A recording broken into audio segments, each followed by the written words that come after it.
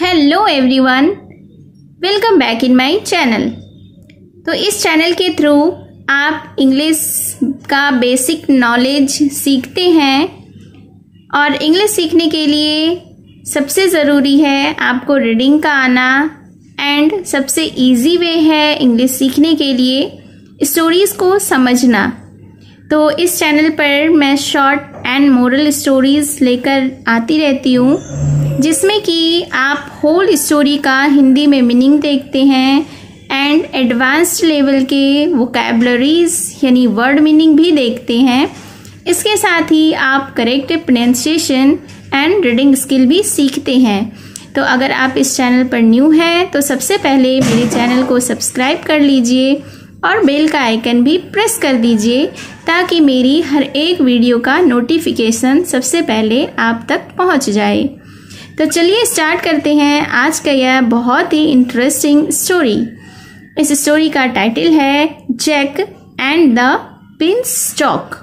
Jack एक लड़के का नाम है एंड बीन्सटॉक का मतलब होता है, बीन्स का मतलब होता है फलियाँ, फली, एंड बीन्सटॉक का मतलब हुआ फलियों के तने। So let's begin the story. One day, एक दिन, Jack sold his cow. Jack ने अपने गाय को बेचा टू अ मैन, एक व्यक्ति को, in exchange for some magical beans, यानी कुछ जादुई फलियों के बदले में। इस सेंटेंस का अर्थ हुआ कि एक दिन जैक ने अपनी गाय को कुछ जादुई फलियों के बदले में एक व्यक्ति को बेच दिया। He sowed them in his garden. Sowed का मतलब होता है बोना। तो उसने अपने बगीचे में इसे बोया। The next morning, दूसरी सुबह, जैक saw that, जैक ने देखा कि The beanstalk had grown so big. फलियाँ यानी फलियों के जो तने थे वह बड़े हो गए थे। That it touched the sky. और इतने बड़े हो गए थे कि इसने आसमान छू लिया था। Curious to see where it led. Curious का मतलब होता है जिज्ञासु, यानी वह बिल्कुल जिज्ञासु हुआ उसे देखने के लिए कि यह कहाँ तक पहुँचा था। He climbed it. वह इस पर चढ़ गया and found a giant's castle. और उसने बहुत बड़ा एक किला पाया। Lee rode the giant.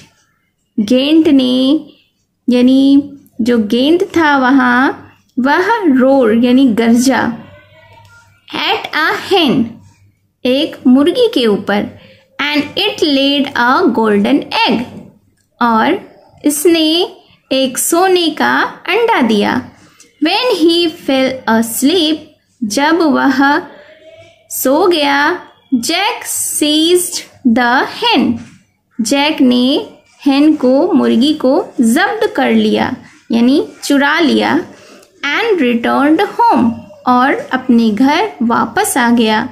Months later, महीनों बाद, the giant fell asleep, giant फिर से सो गया। यहाँ पे गेंट्स का मतलब आप राक्षस भी कह सकते हैं।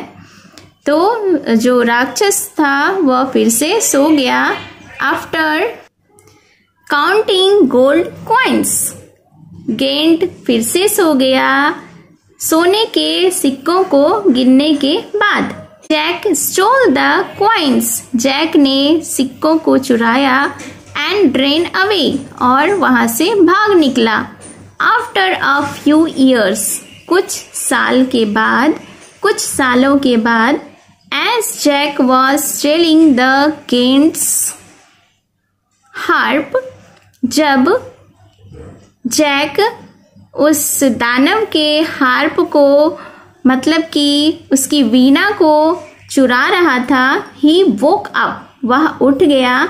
And tried to catch Jack, और जैक को पकड़ने का कोशिश किया।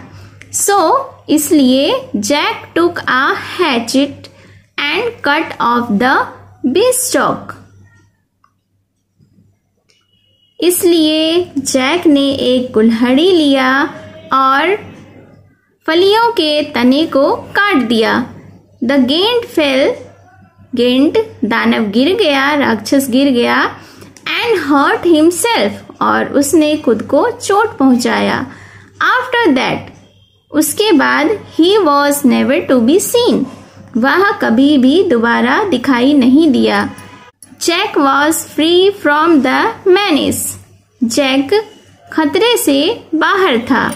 Moral of the story is always take an adventure of opportunities that life provides. इस सेंटेंस का मतलब हुआ कि हमेशा उन अवसरों का रोमांच लें जो जीवन प्रदान करती है।